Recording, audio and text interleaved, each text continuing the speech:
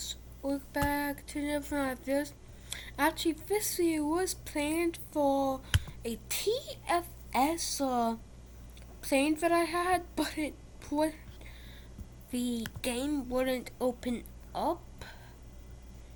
So I might just do that video later sometime. So yeah. But download speed is very high. On hard is going down.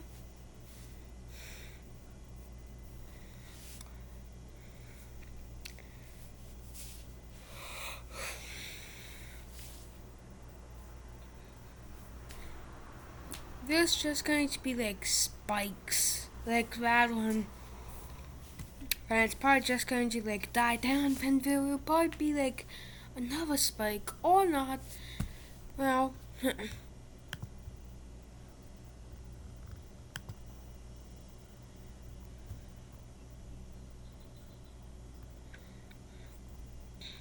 so one of the things that I am thinking is that I have too many tabs open.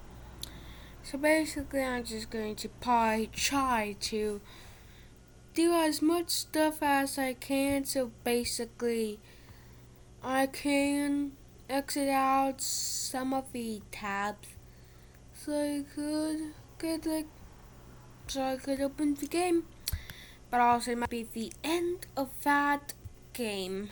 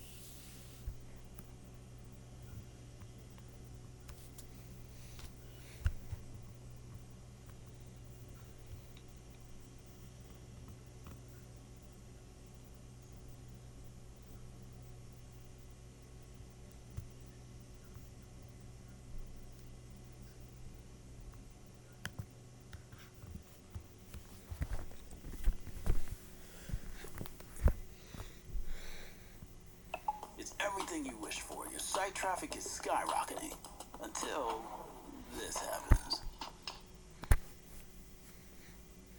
This video was made possible by Brilliant. Start learning with Brilliant for 20% off by being one of the first 200 to sign up at brilliant.org/Wendover. Political alliances manifest themselves here, on the voting floor of the United Nations General Assembly in New York, New York. In this room, countries impose legislation that carries weight worldwide, and so what happens in this room is the physical materialization of the world's politics. 47 years ago, exactly that happened when one of the General Assembly's most consequential votes occurred. China, you see, essentially has two governments. There's the Republic of China, which used to control the mainland and Taiwan, but today only administers Taiwan, and there's the People's Republic of China, which controls the mainland. Both claim to be the rightful governments of all of the Chinese territory, both Taiwan and the mainland, and so back in 1971, the United Nations had to decide which government would represent China. Essentially, the question was which government was the rightful leader of the territory, as there could only be one in the United Nations. The US was the main superpower opposing the People's Republic representing China, as it had a strong political and military alliance with the Republic of China government, and so the vote was essentially the US's sphere of influence versus the world. Among the 35 countries that voted against the People's Republic were much of Africa, the Central African Republic, Chad, Gabon, Liberia, Niger, South Africa, and plenty of others that sided with the US. Despite the US's effort, the resolution ended up passing, and the representative government for China in the UN was switched to the People's Republic of China. But what's interesting about this vote is not the result, it's who voted against the People's Republic. Since that 1971 vote, you see, something has changed. In 2007, the UN General Assembly met once again to vote on whether to adopt a resolution condemning the human rights situation in North Korea. As one of North Korea's strongest allies, this vote was China and its sphere of influence versus the world. In this vote, though, only Burundi, Equatorial Guinea, Eritrea, Ghana, Kenya, Lesotho, Liberia, Madagascar, Malawi, Mauritania, and Tanzania voted against China. All the 43 other African countries either abstained or voted no along with China because in the 40 years between these votes, political ties changed.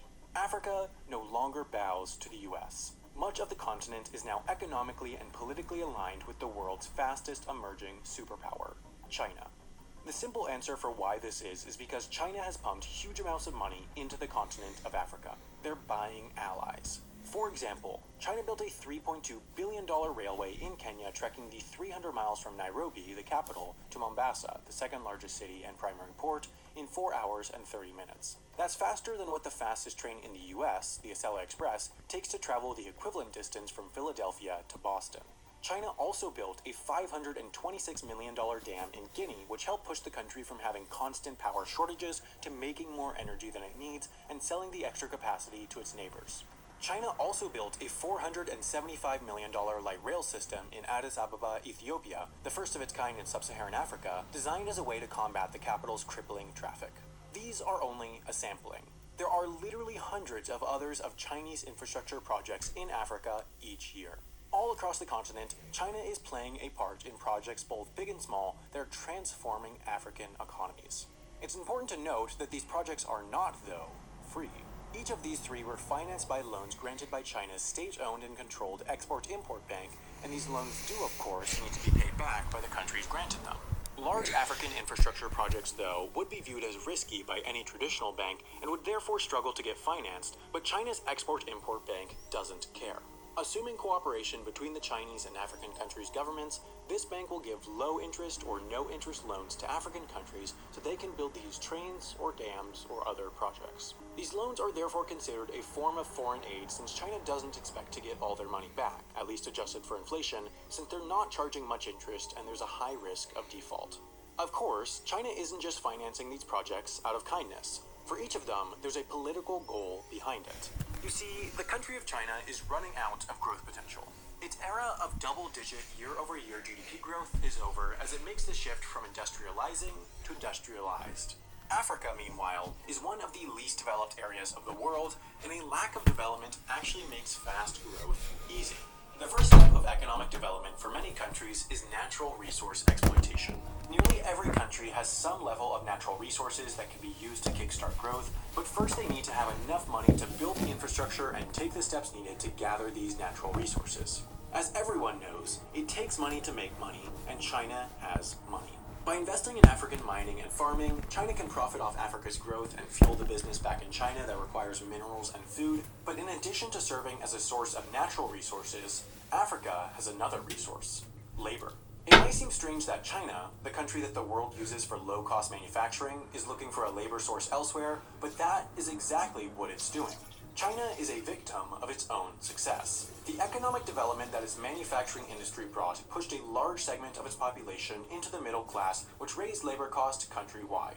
It's not bad news. China as a country has shifted from having a low-skilled to a medium-skilled workforce as their education level has improved, but for the lowest cost, lowest skilled manufacturing work, the country of China is no longer competitive. Therefore, Chinese manufacturing firms are setting up their own operations in Africa, one of the cheapest and lowest skilled labor markets in the world.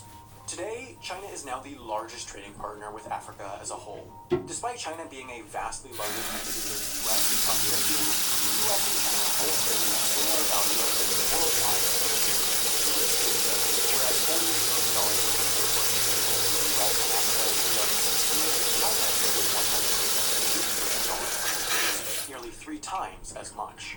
Now, the whole idea of setting up a structure of power over other less developed states in order to gather resources and use their labor force might sound familiar, because that's largely what colonialism was. The motives behind European powers expanding their territory to less developed nations in the 15th through 20th centuries were remarkably similar to the motivations between China's growing economic influence in the developing world today. Despite what some may say, there is empirical evidence that China has been using these infrastructure investments to affect worldwide politics. It's been found that if an African country recognizes Taiwan as a country, they receive, on average, 2.7 fewer Chinese infrastructure projects within their borders each year. Conversely, if an African country votes overwhelmingly along with China in the United Nations General Assembly, they receive 1.8 more infrastructure projects each year. Considering that the General Assembly is an equal representative body where each country gets one vote no matter if they have 1 million residents or 1 billion, China is getting a lot of influence for, in the grand scheme of things, not a lot of money. China touts the fact that their foreign investment. Meet Remarkable 2, a revolutionary new way to take notes with a paper feel never experienced before on a digital device. Investment and aid is no strings attached. Unlike other institutions that give low or no interest loans to developing countries like the International Monetary Fund or World Bank, China gives loans with no requirements on factors like respect of human rights.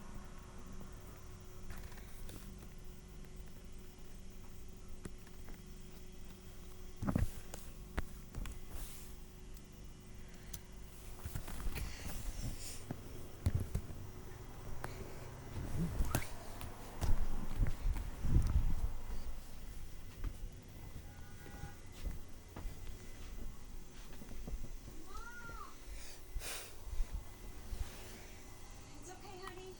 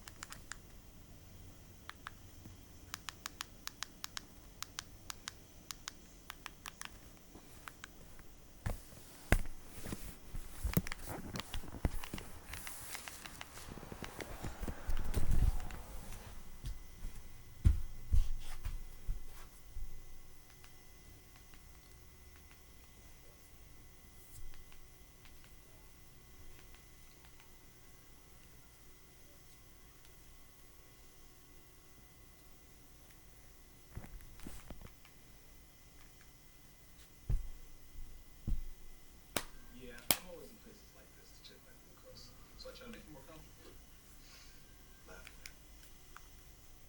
This video is made possible by Nebula. Use the link down in the description below to support Real Life Lore directly by signing up, where you can watch 25 additional and exclusive full-length videos in my ongoing Nebula Modern Conflict series, covering recent major wars and crises, including this video's next part covering how ISIS was able to rise to power in Iraq and Syria. Throughout all of our lifetimes, the Middle East is a region that has been nearly synonymous with warfare, instability, and conflict. You've heard nearly every single year of your life about some kind of conflict going on in this place, regardless of when you were born, because conflicts have been raging here without a pause for nearly the entirety of the past century. Just since the turn of the 21st century alone, there have been major wars far across the territories of Iraq, Syria, Lebanon, Israel, Palestine, and Yemen that have variously attracted the military involvement of Iran, Jordan, Saudi Arabia, Egypt, the United Arab Emirates, Turkey, and powers from even beyond the Middle East like the United States, United Kingdom, France, and Russia. These 21st century conflicts in the Middle East alone have claimed the lives of millions of people and forced millions more into exile and refugee status, costing trillions of dollars. The Middle East, arguably the most geopolitically turbulent region anywhere in the 21st century world. But why is this part of the world the way that it is? Why do you always hear about wars and conflicts taking place here?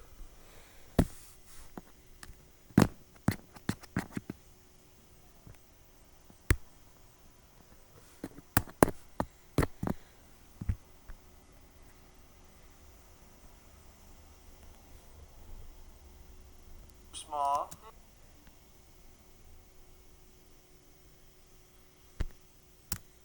What's up, guys, and welcome back to House Flipper. Here we are with Chelsea's masterpiece. We're gonna see how things continue going. I feel like we have a good start so far. We've definitely improved this place a lot. Yeah. So we came in, it used to be a bunch of hallways. We kind of opened everything up. We've got a bathroom here, bedroom in here, and then the master bedroom with bathroom ensuite here. So overall looking pretty good, but now we're gonna have to start kind of painting, getting some flooring down, doing that sort of thing. So Yeah. what's your vision, girl? What are you going with here? Modern. Modern, okay. Yeah. Do you want to take a look at flooring first? You want to do colors first? Yeah, You wanna let's do do furniture flooring first. first. Okay. And we have to put in a kitchen. Okay. So we've got floor tiles, which are a little bit more bathroomy, No, I don't like or we've got tile. the panels and coverings. So here, what I I like like to that do, one. is I'll just set up little batches, so you can kind of see it in your head and figure out which one you want. Oh, that's this one already. So those are kind of the four main I like ones. the darkest one. This one? Very good, yeah. You want this one? All right. You want it all the way through the entire house? Yeah, the whole house. All right. Even the bedrooms? Yeah, do it all. Okay. Is that weird? It's easy to clean up and it's beautiful. I think it's. I don't think it's weird. I think it's pretty. I trust you. Do it in here as well. Make sure you get that ugly bathroom with all the different tiles. Which one? Beautiful. You want the hardwood that goes into the bathroom too? No bathroom tiles or anything? No. You're a weirdo. All right. We'll see how this works out. It's a bold strategy, Cotton. You don't think it's gonna sell? I mean, it's guaranteed to sell. It's just how the game works. Wow. You It's at not least let me not know and let me feel good about It's it. not a measure of skill. All right. Wow. I think that's everything. Okay. Now, you want paints? What do you want to do? How do you want to do this? Well, can I see the options for the kitchen first so I know what we're working with? Sure. Okay. So we'll go in here to kitchen. Okay. So a lot of this stuff you can change colors. Like if like all these sets go together, and if you do this, you can go cream, you can go orange, you can go black, you can go.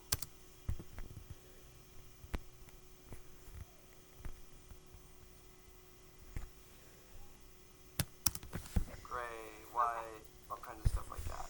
We've got those. We've got something kind of like this, which you can change the colors of. Kind of cool. It's like a big thing like that. Oh, but we have to touch it into the mirrors. Or the The windows. You've got something like this too. That's, Yeah, I like the black. Will that fit? it's a T shape, which is kind of weird, but there's an L-shaped that's one. Weird. Yeah, Here's an L-shaped L-shaped would be one. better. So you want black?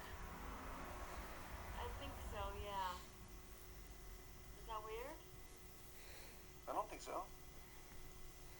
So black like that? Yeah, black and stainless steel. White handles?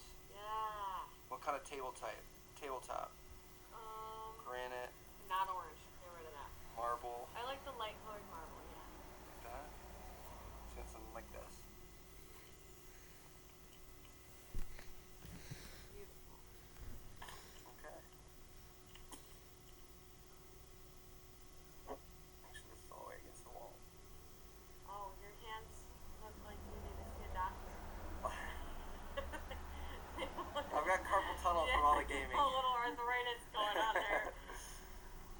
Okay, that's way too small. No, we gotta add a stove. But the stoves are like We can't just get a stove? it's like a tabletop. Home appliances. It's like little things like this or like this that you just put up on top. Which Oh, can so look you cool. can't put like an oven. What about an oven though? There's no ovens. We could put like a How washing do you machine make there. cake? The thing is, so this is. Sometimes I feel like there isn't enough stuff. There's like this isn't a set. So you, No, no, you go down. can- Go down. huh? Scroll down. Oh, that's an electric cooker. That's kind of like a stove. Yeah, I guess it is. I actually. Oh yeah, look, it's got the. I it's haven't. got the I stove haven't oven even and seen everything. that. Okay. No, but I just feel like this is gonna be really small. okay. They need more sets that you can build out. Really, this, if we go to our kitchen here, this is the set that you can build out. All of these all match. They're all the same height. You can make it the same colors. And they have like a sink, a corner sink, a corner piece, a straight piece, a smaller straight piece. Put the corner sink in, build it out, put the stove on one side, and build it out on the other side. Okay, so you want black? Black and black? No. Do you want gray and black? Do you want white and gray and black? I don't want white. What if you made it do the gray with the black? Like that. Yeah, that's not bad.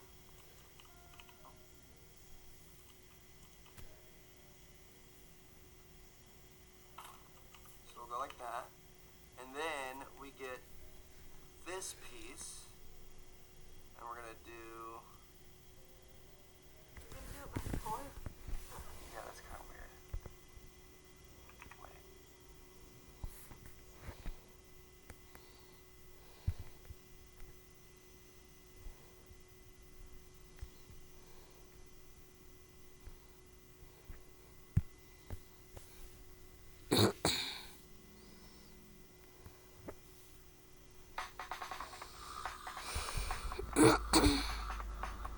Tinker's item editor gives you the ability to...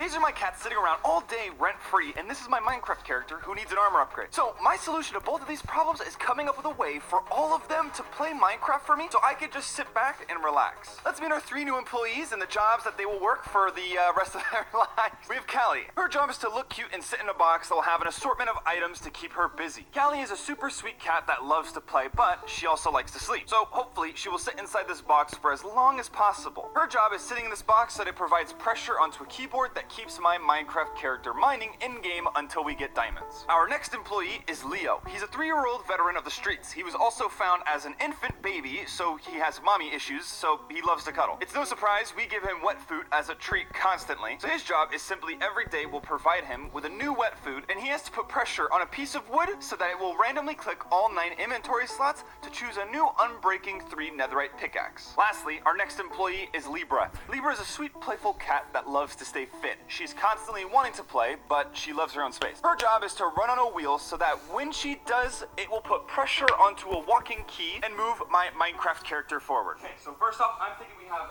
Libra's wheel right here. This will make it so that the Minecraft character will move.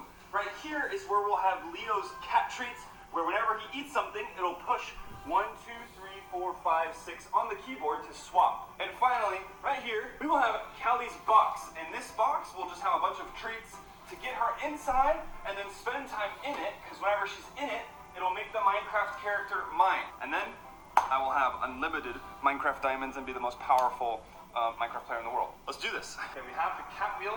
Look at this. This is why I'm doing this. Look at him. be sitting here all day sleeping.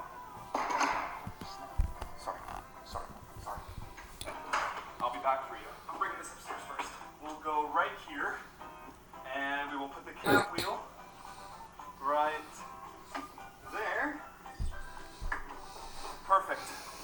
So now, whenever they put pressure on this, it will move our Minecraft character forward. Simple as that. Now for stage 2, this is how we're gonna get our character mining in Minecraft. We're gonna make a box. Cats love boxes. So we're gonna kind of use that against them, and they're gonna have no idea. See, all I did was just get the box, and they're already coming. This is Leo, Callie. They're probably trying to start a union against me. That's fine. Okay, so right inside of here is where we're gonna put all the treats to make sure that she stays inside of this box as long as possible. We're gonna use cat manipulation. Right here we got catnip, and then a little toy to put stuff inside. We're gonna put that in there. And we have this right here. See this? This is called mind control. This will help me get them to listen to my every command. Callie, go get the red dot. Callie, get the red dot. There we go. See? And using this mind manipulation, we're gonna get a lot of diamonds in Minecraft. I know it. We're gonna get so many. If you're wondering how it works, basically we just have foot pedals like this, where if you put any sort of pressure on it, it's key binded to a specific thing that happens in Minecraft. So whenever Libra runs on this wheel and it puts pressure on this keybind, it will then move her Minecraft character forward when it presses the W key because of this keybind. So whenever this moves forward, that will move forward as well. And then when that stops right there, if you look over there, it stops the same exact time. As you can see, Callie already loves it. We're gonna get rid of this part. Hey, don't go anywhere near it. So that it has a little bit of more space up top, and then we're just gonna fill this so she never wants to leave it. She already seems to love it a little bit. Hi, sweet Callie. Okay, and now she wants to leave. Perfect timing. Okay, let's put this up top. You can't tell me that these guys don't want to work for me. These guys want to play Minecraft, right? You want to work for the rest of your life playing Minecraft for me? Perfect. Now this fits perfectly right here. Now all we have to do is fill it with all of her toys, which are right here. We also got a bunch of her favorite toys as well as the ones that we already bought from Target. So we're gonna fill them all inside of here for now. Perfect. And then, like I said before, and the catnip as well. Legally, make her love this. Legal. Very legal. The catnip is legal in where I live. Cool. Now to test it to make sure that her job works, Callie, we're gonna steal you from your little nap. Oh, it's okay. Just for now. It's okay. I'm sorry. As I set her down, we should see the character start mining. Okay, we're gonna set Callie inside, and pressure has been placed. Perfect. Now it's mining, and Callie is inside, so all we have to do is just get this all going at once, and we have to give her enough to where she has a bunch of pickaxes all throughout here, and then we'll swap between them with Unbreaking 3 Netherite so that it will never run out, and now we'll have an infinite diamonds, and these guys will have something to do every single day. Okay, now this is gonna be the hard part, to make sure that this works. So basically, what we're gonna try to do is where whenever Leo puts any pressure on this, it'll push it down just enough to randomly click one of the 9 slots and randomly pick a new pickaxe every time we feed him. Okay, whatever. Callie wants to sit here and hang out. She can sit here and hang out. Okay, so all we're gonna do, we're gonna set this here, and then we're gonna put a bunch of sticks down to what we need to press. And by sticks, I mean straws that are golden and silly straws, basically. So now, once we place this here, whenever Leo comes around, steps on it, it should push down on the 1, 2, 3. Callie, can you hand me the scissors? Callie? She just wants to play. She was the original one that did the playing Minecraft first, but this time around it's gonna be a lot better. So now, whenever he pushes down, it should press on one of the buttons. Now I just need to do this 9 times, so it'll swap between them all. They're unionizing again. They're unionizing. They know that they're gonna play Minecraft. I have to get control of them again. See? I told you. I'm the one in control. They can be here and unionize, they don't want to play Minecraft, whatever, but at the end of the day, I have the red light, which means that I control what they do, and I decide that you guys are all going to play Minecraft, okay? Now, go do your little things, the things that cats do. Wait, 40 minutes? We're not watching this whole thing. Okay. I fun day today, so you guys can go eat, chase things, whatever. Let's just finish this, and Leo should be able to do this, and we can run it all at the same time, and we will forever have diamonds. They will literally play Minecraft for me forever. Okay, so now that they are there, all we have to do is just put food on top, and Leo will come to eat, step on this, and it'll swap whatever is in the inventory right now. Let's test this. Let's see if this works. Okay, so we have this to make him for sure want to come stand on it, but if I open this, he's gonna go feral. So to start, we have his cat food, and we're just gonna put it on top so that we know that he can stand on it. We're gonna put this here. Oh, I lost one. We'll just put that there and see how he acts and see if he stands on it. Oh, well, Callie's putting some pressure on it. Sally?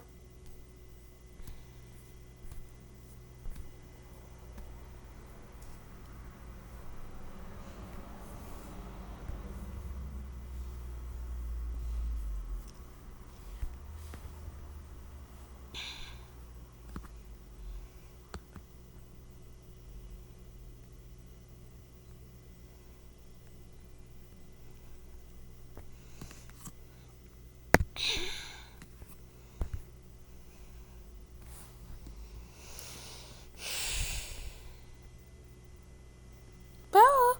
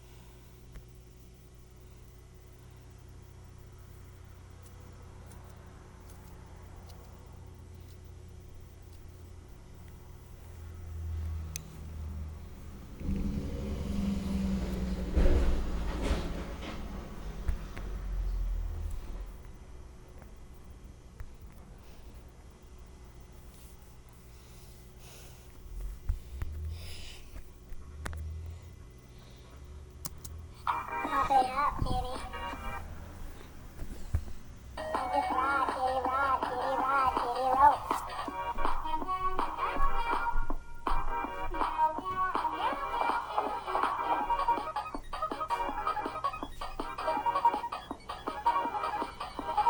Pop it up, kitty. Just pop it up, kitty cat. Where you at? There you go. Put two paws on the floor, two in the air, and then just go. Kitty go, kitty go, kitty go. And just ride, kitty ride, kitty ride, kitty roll. Pop it up, kitty. Hey DJ, play that funky beat. All the kids say it's move your feet, 'cause the music's bumping, party's pumping. Feel that groove, and you gotta do something to go. Kitty go, kitty go, kitty go. And just ride, kitty ride, kitty ride, kitty roll.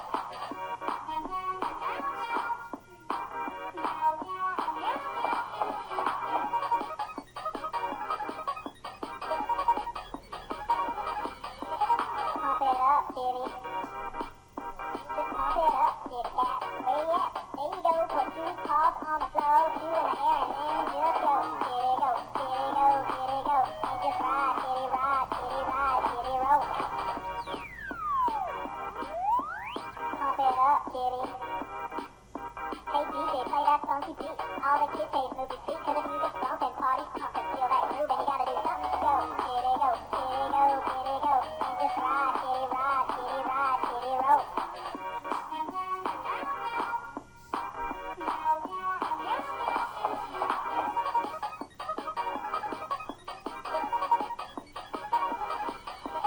Pump it up, kitty.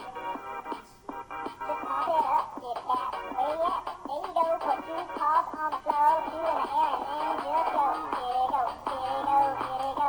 And just ride, kitty ride, kitty ride, kitty roll. Pump it up, kitty. Hey DJ, play that funky beat. All the kids say it's move your feet, 'cause the music's bumping, party's pumping. Feel that groove, and you gotta do something to go. Kitty go, kitty go, kitty go. And just ride, kitty ride, kitty ride,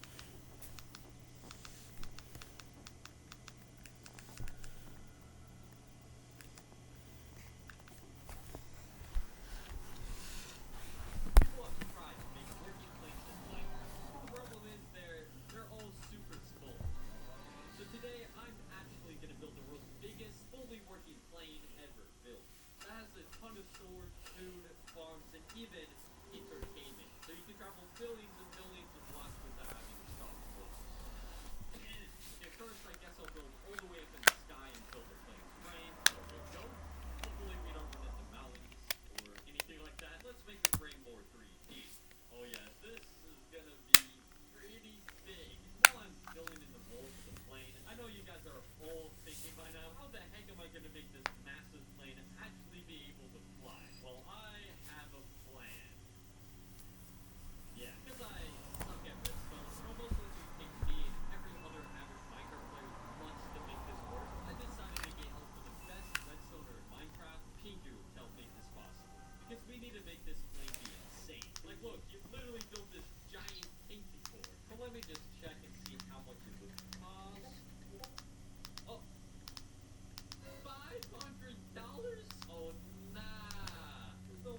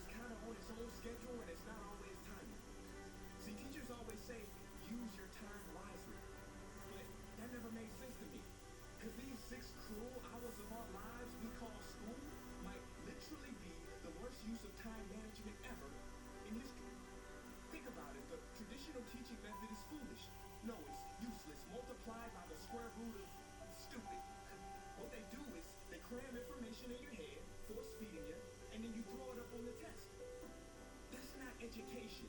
That's bulimia. And the more bulimic you are, the better you will do on their assessments. So it's no wonder why so many students graduate mentally and emotionally anorexic. See, school teaches you how to memorize dots. True education should teach you how to connect them. True education teaches you how to catch a fish. School teaches you, yeah, you caught the fish, but you didn't show the work, so it doesn't count. Throw it back. I'm just asking, what is school for? It's not education. That's just not true. If you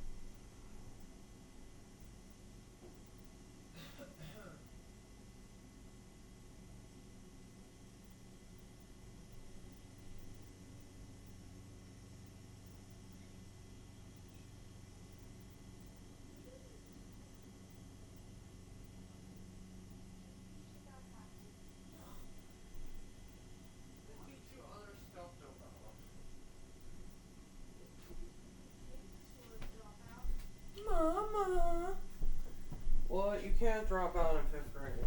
I'm not talking about that.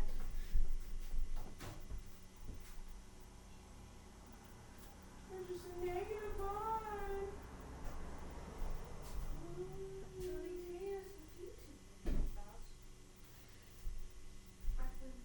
Is he? No. Sweet people.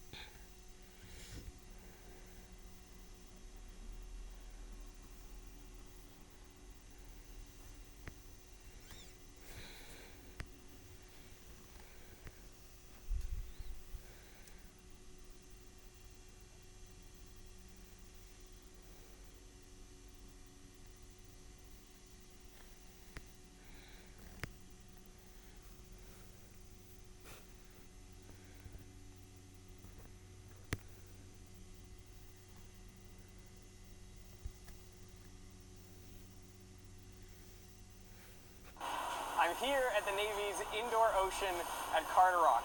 This is the biggest wave pool in the world, and they can make all kinds of different waves so they can test, scale ships, and make them better before they actually go out on the open ocean. I came in and I'd seen some pictures, but I just walked in here, and it's insane. Because they say indoor ocean, but like, it's exactly what it is. The water even looks ocean colored. You know, it doesn't look like a swimming pool. This looks like an ocean. It looks like a test facility. It is huge. It is 360 feet long in this dimension, 240 feet long in that dimension. It's 20 feet deep, just about the size of a football field out there. The dome above it was the largest freestanding dome for a while. Largest freestanding dome in the world. Yep. What? In this pool, they can make waves of all shapes and sizes using huge paddles that line 2 walls of the pool. We have 216 individual wave makers. We can make waves from negative 45 degrees up to 135 degrees, which is kind of coming right back at it. We are now behind the big paddles that make the waves. These 216 paddles are programmed to move in incredibly well choreographed ways so that they can produce reproducible, perfect size, perfect frequency waves that go across the entire pool. You can see these air bellows that are what's making the angular motion. That vertical piece is the force transducer. The other force transducer is right up on the top. There are lots of wave pools in the world, but what makes this one different is control. You can create waves of a specific amplitude and frequency and do so repeatedly. We try at 1 hertz? Yeah. Do me a favor and dial up 1 hertz. Amplitude will be 0.078 at 1 hertz. Hey, go ahead and send it from 0, please. And so this is the largest wave we can make at 1 hertz. That's based on the motion and power requirement for the wave maker. There's something a bit like surreal about watching this because it almost looks like an ocean, except you never see waves this regular out there. Correct. One of the fundamental characteristics of a wave is its wavelength, the distance from one crest to the next. The first thing most people learn about waves is they transmit energy rather than material from one place to another. In this case, as the wave travels to the right, the water molecules themselves basically move along circular paths, and the deeper the water, the smaller this motion. All motion stops at a depth equal to half the wavelength. This is known as the wave base. But even in an ideal water wave, the molecules do drift a bit in the direction of wave motion. And this is because the molecules travel faster the higher up they are. So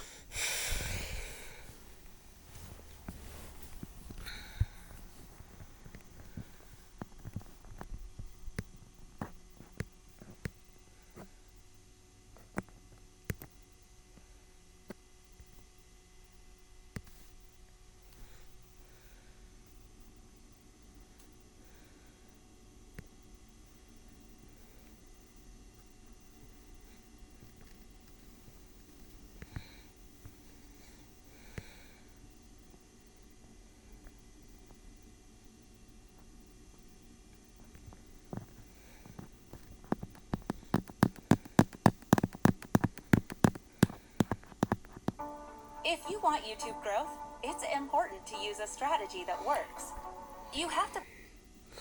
If I said to you, full-time YouTuber, you're probably thinking of a creator along the lines of Mr. Beast, Marques Brownlee, or dare I say it, me? But did you ever think beginner full-time YouTuber? Probably not. Until now. This video is brought to you by Epidemic Sound. More about that when you least expect it. 1 year ago, I was probably sitting right here doing exactly what you're doing right now, learning about YouTube and content creation. I also watched a lot of YouTube success stories, but unfortunately, most of those stories were from creators that have been full-time for a long time. And when I wanted to hear more about their beginning, because that's where I was in my journey, it was just a really small part of their whole story, and I felt like I couldn't relate as much as I wanted to. But I am still a beginner, and for those that are a year in, or a couple months in, or even if this is day 1 of your YouTube journey, well, I hope you can relate just a little bit more, because I remember my first upload like it was last year, because it was. So like I said, 1 year ago, probably down to the exact minute, I was here watching a vidIQ video, and then I might have watched a few more, and if I had to get away from the computer to, do normal people things like clean the house or get groceries or shower, I would still be listening to YouTube advice. Then when I could, I'd catch live streams to learn from other channels, and hopefully one day, get my channel looked at by the professionals. These guys were like celebrities to me, and now suddenly they're my peers and my coworkers. But I'll get into how that happened here in a moment. For now, let's start from the beginning and explain exactly how I went from a 9-to-5 job to full-time content creator. Before YouTube, I went through a lot of jobs, and occasionally I would tour as a musician. And no, not the money-making kind. I was that guy that followed his dreams until it was kinda sad. While others were having careers and families, I was busy writing songs and delivering pizza because I just wasn't excited about anything else. I did eventually get my real estate license because I thought that's the kind of thing adults do. But I never did anything with it. Through creating things for the band and the occasional freelance job, I knew a little bit about video editing, but nothing somebody couldn't learn in an hour or two. And then one day, I started messing around with 3D modeling, and for the first time in years, just to learn how to make a donut, I opened up YouTube. And that's when this all began. My point in saying all this is no matter what led you here, no matter your age, your skill level, your experience, maybe even your lack of direction, it's never too late to start. I had that feeling for a long time, and it almost stopped me before I began. But it didn't. And now here I am in a vidIQ video. So now let's talk about how that happened. The first thing I did was something I enjoyed. I was 3D modeling like crazy, I started animating, and then I created some social media accounts to share my work and learn from others. I was kind of aimless. I didn't really know what I wanted to do with it long term, but I figured if anything, I was creating a small portfolio and enjoying a new hobby. Fast forward a little bit, I had a character designed, and I made this little tool for Blender so I could make my character talk. And that's when I decided to make my first YouTube channel. At this point, I got obsessed with learning everything I could about YouTube. But regardless of however much I learned, I still wouldn't hit upload for a really long time. I put so much effort into making that first video perfect, but there was always one more thing to learn before I felt like it was good enough. And then, when I finally did hit upload, guess what? It bombed. From there, I tried a lot of different things on that channel, from tutorials to storytelling. I even interviewed a pretty popular YouTuber, which I'll explain how that happened here in a little bit. I tried so many different kinds of videos just in hopes that I would get more views. I had a little bit of engagement here and there, but I just wasn't confident that I was on the right track. All the advice in the world told me to pick a niche and stick with it, but I just couldn't settle on one thing. Enter vidIQ Live. I watched these streams religiously, hoping I could get some advice. I was thinking that maybe my situation was different, or my channel needs some different advice. So every stream I watched, I submitted my channel, but because of the amount of submissions, the odds were never in my favor. But then, this one night, and I remember this vividly, the stream was ending, my submission lost amongst hundreds of others once again, and as I sat there, resentment building for that freaking claw, the stream ended with an ad for vidIQ Max. This was the first time I saw it. It was a community of creators with access to vidIQ coaches and special perks. One of those perks being a channel review. So the ad ended, and I just sat there in silence for I don't know how long. In my head, I was going back and forth on if I took this seriously enough to get professional advice, or if I wanted to continue doing it on my own and learn from experience. Did I know enough advice? By now, probably. But I knew I needed an outside perspective because I was way too close to it. And I didn't trust that freaking claw. So I joined Max. Immediately, I started talking to some members, to some vidIQ staff. I got some encouragement, started making friends, and then I found the form to get your channel reviewed, and I quickly filled that out and eagerly awaited the next live stream. And then a couple days later, I got my channel reviewed. Does this guy look familiar? Wow, that's just fantastic editing. That was a brilliant channel, really well edited. Funny actually because I'm seeing Mocknix in the Discord channel now, actually chatting to Travis. So they like the channel, but they love the editing. And as soon as they finished my review, Travis from vidIQ sent me a message. He said, hey, how long did this take you? I'm starting a new channel. I'd like to see if we're a good fit if you have time to edit this stuff. And I was like, absolutely. Now, I'd never really considered myself a video editor, but I definitely wasn't going to turn down an opportunity from somebody that I'd been getting advice from this whole time. So we emailed back and forth, he sent me the footage, and I started editing. At the time, all I really knew about editing was what I had learned out of necessity for my channel, what I've seen other channels do, and a bunch of viewer retention advice. But I really wanted to make a good impression, so I had a week to edit, and I think I spent like 16 hours a day for 6 days straight just making the best possible video I could. And when we finally had our video call, he loved it, and that was the first video that went on his channel. After what Rob said on the stream, Travis's excitement, and all the comments I saw on his video about my editing, I guess I was a video editor. And all that time I would have spent learning about YouTube was now replaced with studying Vince Gilligan, Dan Harmon, and my hero, Hayden Hillier-Smith. And then after all this, I finally decided to start my own channel with my face. And now that I was working with Travis, I had all these new tools at my disposal, like motion graphics, stock footage, epidemic sound. I was basically making the best possible... Epidemic sound, you say? Did you know that every single piece of music and sound you've used in this video comes from the Epidemic Sound Library? Well, yeah, I was just about to say... Well, that's jolly good of you, sir, because you'll never have to worry about any copyright claims on this tip-top video. Oh, do make sure to mention to all of these lovely people that there are 40,000 tracks and 90,000 sound effects to choose from, and that vidIQ has a spiffing discount down in that, what you call it, description box thingy. Jolly good. If you want to work a 9 to 5 for the rest of your life, then skip this ad. You probably feel the need to earn at least $10K a month, and you want to... Okay... Like I was saying, I had just started my new channel, which then presented a new problem. But I'll come back to that near the end, because it's a pretty good segue to the end screen.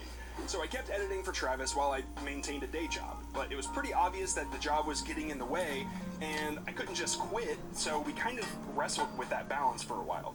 Until one day. I was on vacation to visit my family. I had just come off a 14-hour flight, and when my phone finally started getting service, I got a ton of notifications. One of those notifications was Travis, and he was asking me for a resume. I was super confused. I hadn't put a resume together in a long time, but when he told me what it was for, jet lag did not stand a chance. I spent hours putting a resume and portfolio together, and that next morning, it was sent off to vidIQ. They had a job opening for a thumbnail designer, and there was a lot of competition. I had 2 interviews, and then I had an interview with Dan, then I had an interview with Rob, and then I received an email with 3 prompts to mock up some demo thumbnails. I was so excited I made 8 thumbnails, but I submitted my favorite 3, and then all I could do was wait.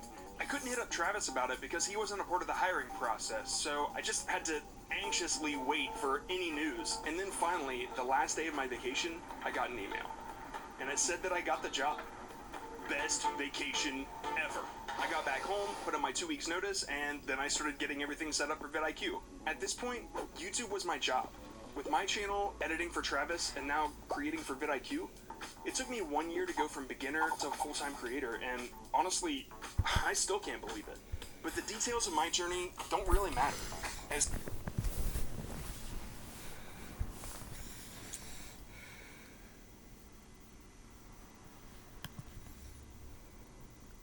Well, that's going to be the end of this video, and bye-bye.